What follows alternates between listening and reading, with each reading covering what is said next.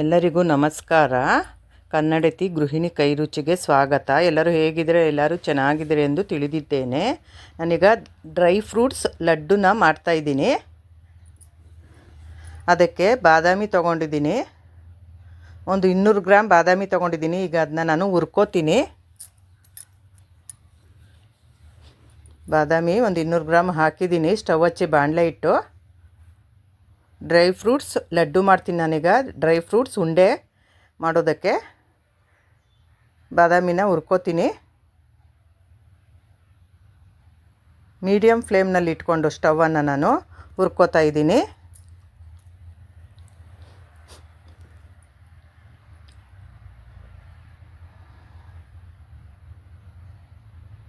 ಹೀಗೆ ಹುರ್ಕೋಬೇಕು ಚೆನ್ನಾಗಿ.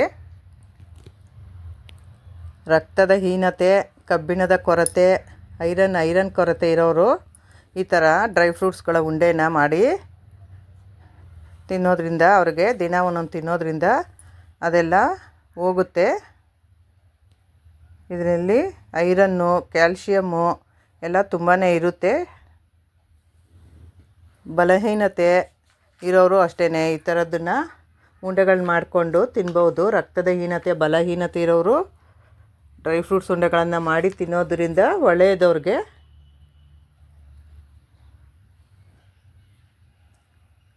ಕ್ಯಾಲ್ಶಿಯಂ ಕೊರತೆ ಇರೋರು, ಕಬ್ಬಿಣದ ಕೊರತೆ ಇರೋರು ಎಲ್ಲನೂ ಈ ಥರ ಡ್ರೈ ಫ್ರೂಟ್ಸ್ ಉಂಡೆಗಳನ್ನು ಮಾಡ್ಕೊಳ್ಳೋದು ಒಳ್ಳೆಯದು. ಈಗ ಬಾದಾಮಿನ ತೆಕ್ಕೊಂಡಿದ್ದೀನಿ. ಈಗ ಗೋಡಂಬಿ ಹಾಕ್ಕೊಳ್ತಾ ಇದ್ದೀನಿ.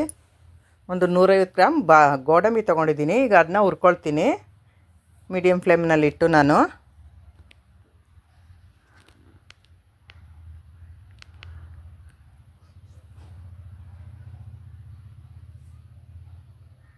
ಮೀಡಿಯಮ್ ಫ್ಲೇಮ್ನಲ್ಲಿಟ್ಟು ಹೀಗೆ ಹುರ್ಕೋಬೇಕು. ಒಂದು ಸ್ವಲ್ಪ ಹುರ್ಕೊಂಡ್ರೆ ಸಾಕು. ಈಗ ಅದನ್ನ ತೆಕ್ಕೊಂಡಿದ್ದೀನಿ. ಅದನ್ನ ತೆಕ್ಕೊಂಡು ವಾಲ್ನಟ್ ಹಾಕ್ಕೊಳ್ತಾ ಇದ್ದೀನಿ. ವಾಲ್ನಟ್ಟು ಅದೊಂದು 10-12 ವಾಲ್ನಟ್ ಹಾಕ್ಕೊಂಡಿದ್ದೀನಿ. ಈಗ ಅದನ್ನ ಹುರ್ಕೋತೀನಿ.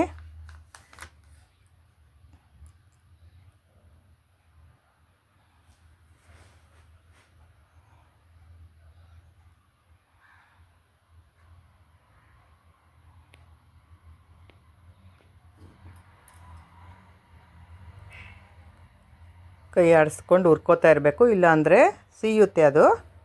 ಈಗ ಅದನ್ನ ನಾನು ತೆಕ್ಕೊಂಡಿದ್ದೀನಿ. ಅದನ್ನ ತೆಕ್ಕೊಂಡು ಈಗ ಪಿಸ್ತಾ ಹಾಕ್ಕೊಳ್ತಾ ಇದ್ದೀನಿ. ಒಂದು 25 ಗ್ರಾಮ್ ಪಿಸ್ತಾ. ಇದೆಲ್ಲ ಒಂದೊಂದು ಇಡಿಯಷ್ಟು ಹಾಕ್ಕೊಂಡಿದ್ದೀನಿ. ಸೂರ್ಯಕಾಂತಿ ಬೀಜ, ಕರ್ಬೂಜ ಹಣ್ಣಿನ ಬೀಜ, ಪಿಸ್ತಾ ಎಲ್ಲ ಒಟ್ಟಿಗೆ ಹಾಕ್ಕೊಂಡಿದ್ದೀನಿ. ಎಲ್ಲ ಒಟ್ಟಿಗೆ ಹುರ್ಕೊಳ್ತೀನಿ ನಾನೀಗ ಇದನ್ನೆಲ್ಲನೂ.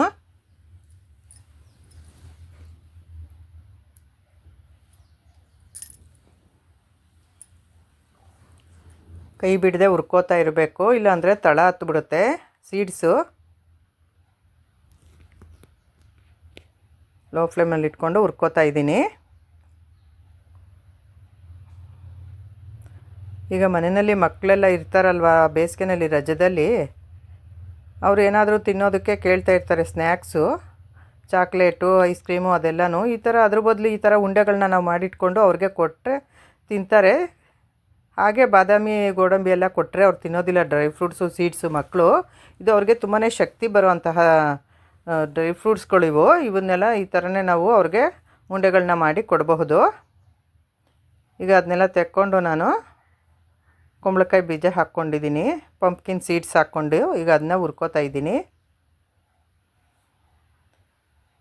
ಈಗ ನಾನು ಹುರ್ಕೊಳ್ತಾ ಇರೋ ಸಾಮಗ್ರಿಗಳಿಂದನೇ ನಾವು ಪೌಡರ್ ಮಾಡಿಟ್ಕೊಂಡು ಹಾಲ್ಗೆ ಹಾಕ್ಕೊಂಡು ಕುಡಿಬಹುದು.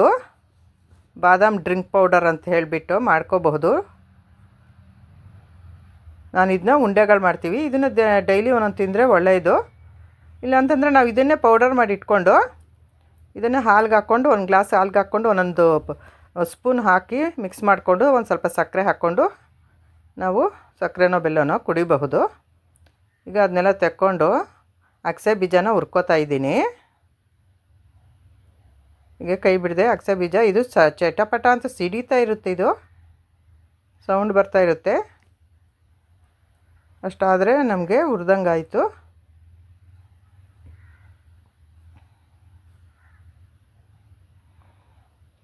ಈಗ ಇದಾಗಿದೆ, ಚಿಟಪಟ ಅಂತೆಲ್ಲ ಎಗರ್ತಾ ಇದೆ ಇದು.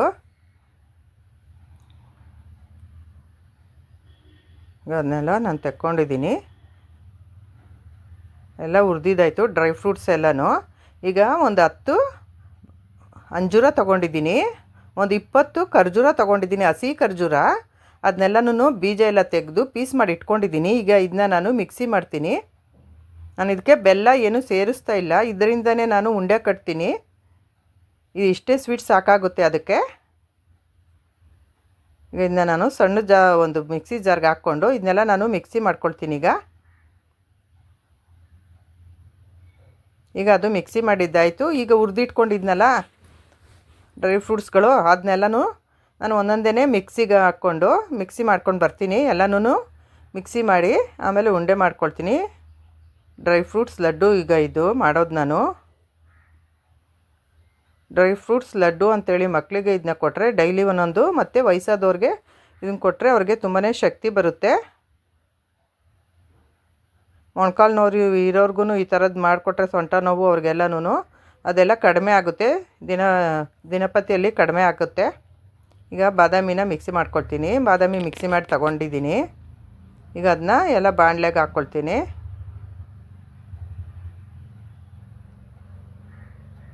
ಈಗ ನೆಕ್ಸ್ಟು ಗೋಡಂಬಿ ಹುರ್ಕೊಂಡು ಬಂದು ಹಾಕಿದ್ದೀನಿ, ಮಿಕ್ಸಿ ಮಾಡ್ಕೊಂಡು ಬಂದು ಹಾಕಿದ್ದೀನಿ.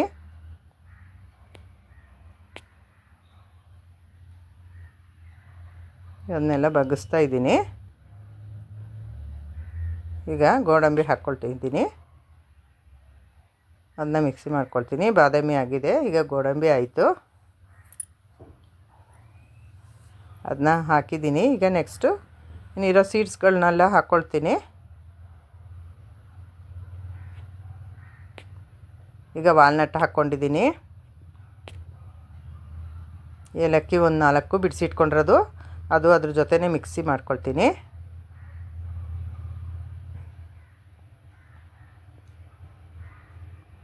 ಈಗ ವಾಲ್ನಟ್ ಆಗಿದೆ.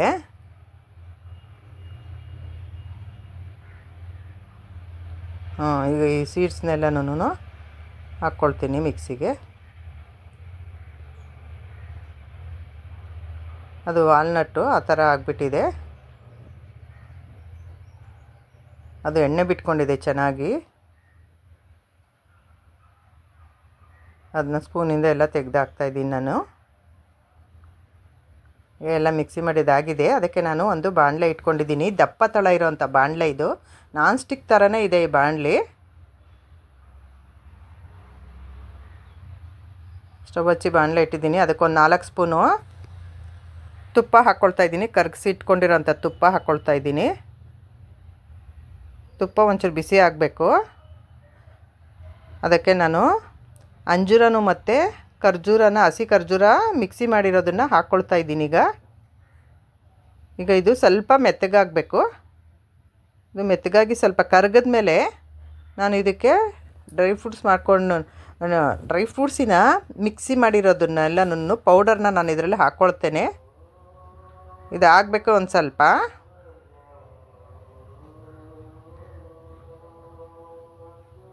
ಮಿಕ್ಸಿಯಲ್ಲೇ ಕಟ್ಕೊಂಡಿರುತ್ತೆ, ಅದನ್ನೆಲ್ಲ ಸ್ಪೂನಿಂದ ನಿಧಾನಕ್ಕೆ ನಾನು ತೆಗೆದು ಹಾಕ್ತಾಯಿದ್ದೀನಿ.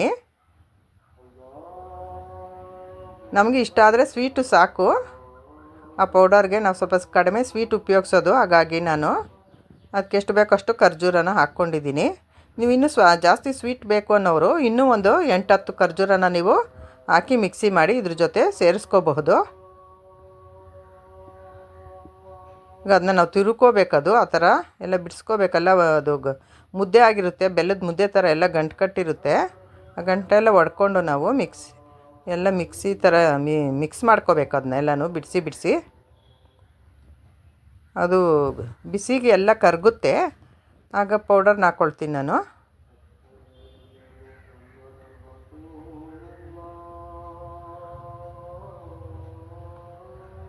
ಬಿಸಿ ಆಗ್ತಾಯಿದೆ. ಲೋ ಫ್ಲೇಮಲ್ಲಿ ಇಟ್ಕೋಬೇಕು, ಇದು ಫುಲ್ಲು ಲೋ ಫ್ಲೇಮಲ್ಲಿ ಇಟ್ಕೋಬೇಕು. ಈಗ ಅದಕ್ಕೆ ಹುರಿದಿಟ್ಕೊಂಡಿದ್ದೆ 1 ಸ್ಪೂನು ಗಸಗಸೆ ಹಾಕ್ಕೊಳ್ತೀನಿ. ಗಸಗಸೆನೂ ತುಂಬ ಒಳ್ಳೆಯದು, ಟೇಸ್ಟು ಬರುತ್ತೆ ಗಸಗಸೆ ಹಾಕೋದ್ರಿಂದ. ಈಗ ಇದಾಗಿದೆ. ಅದಕ್ಕೆ ನಾನು ಪೌಡರ್ ಇಟ್ಕೊಂಡಿರೋ ಡ್ರೈ ಫ್ರೂಟ್ಸಿನ ಪೌಡರ್ ಹಾಕ್ಕೊಂಡು ಈಗೆಲ್ಲ ಮಿಕ್ಸ್ ಮಾಡ್ಕೊಳ್ತೀನಿ. ಅದೆಲ್ಲ ಮಿಶ್ರಣ ಎಲ್ಲ ಅದ್ರ ಜೊತೆ ಕಲಿಯೋ ಹಾಗೆ ಎಲ್ಲ ಮಿಕ್ಸ್ ಮಾಡ್ಕೋಬೇಕು ನಿಧಾನವಾಗಿ. ಚೆನ್ನಾಗಿ ಮಿಕ್ಸ್ ಆದರೆ ನಮಗೆ ಉಂಡೆಗಳು ಚೆನ್ನಾಗಿ ಕಟ್ಟೋಕ್ಕಾಗುತ್ತೆ.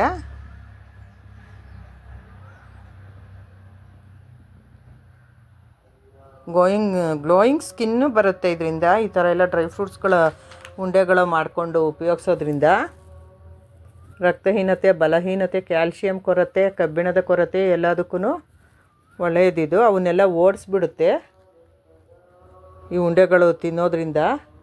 ಎಷ್ಟೋ ಬಲ ನೀಡುತ್ತೆ ನಮಗೆ ಈ ಲಡ್ಡು ಈ ರೀತಿ ಮಾಡಿ ನಾವು ತಿನ್ನೋದ್ರಿಂದ.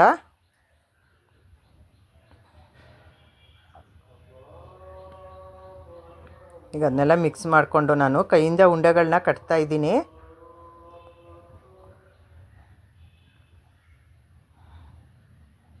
ಅದಕ್ಕೆ ಒಂದೊಂದು ದ್ರಾಕ್ಷಿನ ಇಡ್ತಾಯಿದ್ದೀನಿ. ಚೆನ್ನಾಗಿ ಕಾಣುತ್ತೆ ಅಂತ ಒಂದೊಂದು ದ್ರಾಕ್ಷಿ ಅದ್ರ ಜೊತೆ ಸಿಗಿಸಿ ಉಂಡೆ ಕಟ್ತಾಯಿದ್ದೀನಿ ನಾನು. ಥರ ಗಟ್ಟಿಯಾಗಿ ಅದುಮ್ಕೊಂಡ್ರೆ ಉಂಡೆ ಚೆನ್ನಾಗಿ ಬರುತ್ತೆ. ಅದೇ ಗಮ್ ಥರ ಆಗಿರುತ್ತೆ ಖರ್ಜೂರ, ಅದರಿಂದ ನಾನು ಉಂಡೆ ಕಟ್ತಾಯಿದ್ದೀನಿ. ಚೆನ್ನಾಗಿ ಬರ್ತಾಯಿದೆ ಉಂಡೆಗಳು.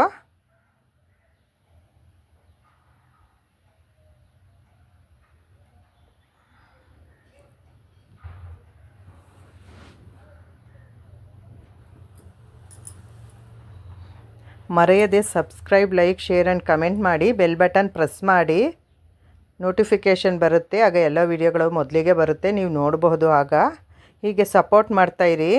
ಫ್ರೆಂಡ್ಸು ರಿಲೇಷನ್ಸ್ಗೆಲ್ಲ ಶೇರ್ ಮಾಡ್ತಾಯಿರಿ ವೀಡಿಯೋಗಳನ್ನು.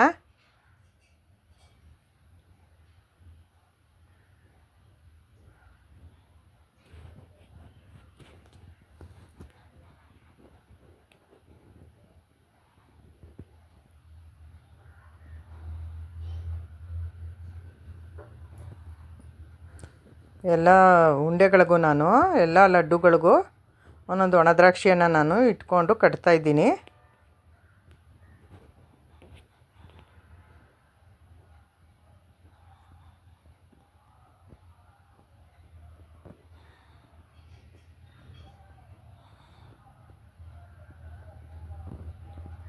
ಗಟ್ಟಿಯಾಗಿ ನಾವು ಉಂಡೆಗಳನ್ನು ಕಟ್ಟಬೇಕು ಅಂಗೈಯಿಂದ ನಾವು ಚೆನ್ನಾಗಿ.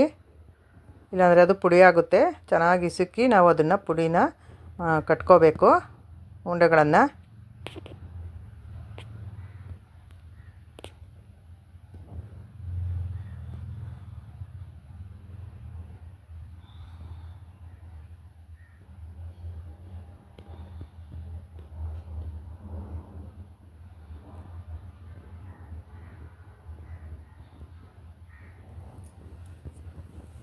ಇದು ಸ್ವಲ್ಪ ಟೈಮ್ ತೊಗೊಳುತ್ತೆ ಕಟ್ಟೋದಕ್ಕೆ. ನಿಧಾನವಾಗಿ ನಾವು ಕಟ್ಕೋಬೇಕು ಉಂಡೆಗಳನ್ನೆಲ್ಲ.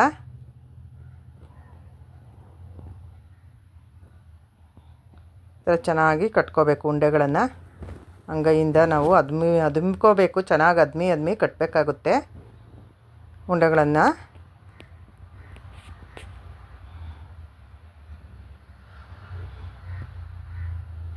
ಈಗ ಉಂಡೆಗಳೆಲ್ಲ ಕಟ್ಟಿದ್ದಾಗಿದೆ. ಈಗ ನಾನು ಇಲ್ಲಿ ಗಸಗಸೆನ ಹುರಿದಿಟ್ಕೊಂಡಿದ್ದೆ 1-2 ಸ್ಪೂನು. ಅದರಲ್ಲಿ ಅದನ್ನು ಉಂಡೆನ ಅದ್ದಿ ಇಡ್ತೀನಿ. ನೋಡೋದಕ್ಕೆ ಚೆನ್ನಾಗಿ ಕಾಣೋಕ್ಕೆ, ಟೇಸ್ಟೂ ಚೆನ್ನಾಗಿ ಬರುತ್ತೆ ಅಂತ ನಾನು ಈ ಥರ ಮಾಡ್ತಾಯಿದ್ದೀನಿ. ಇದು ಬೇಕಾದರೆ ಮಾಡ್ಕೋಬೋದು ಗಸಗಸೆದು, ಇಲ್ಲ ಅಂತಂದರೆ ಹಾಗೇ ಇಟ್ಕೋಬೋದು ಉಂಡೆಗಳನ್ನು. ಡ್ರೈ ಫ್ರೂಟ್ಸು ಲಡ್ಡು ತುಂಬ ಚೆನ್ನಾಗಿರುತ್ತೆ ತಿನ್ನೋದಕ್ಕೆ.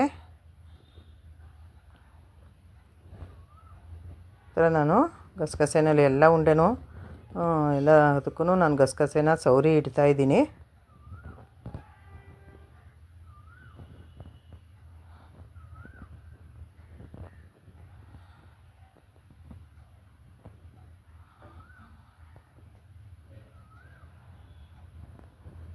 ಒಂದು 20-25 ಉಂಡೆಗಳಾಗಿದೆ. ಅಷ್ಟು ಡ್ರೈ ಫ್ರೂಟ್ಸು ಎಲ್ಲ ತೊಗೊಂಡಿದ್ನಲ್ಲ ನಾನು ಅದರಿಂದ. ನೋಡಿ ಎಲ್ಲ ಎಷ್ಟು ಚೆನ್ನಾಗಿ ಬರ್ತಾಯಿದ್ದಾವೆ ಉಂಡೆಗಳು. ನೋಡೋದಕ್ಕೂ ತುಂಬ ಚೆನ್ನಾಗಿ ಕಾಣಿಸ್ತಾ ಇದೆ. ಇದು ಆರೋಗ್ಯಕ್ಕೂ ತುಂಬಾ ಒಳ್ಳೆಯದಿದು.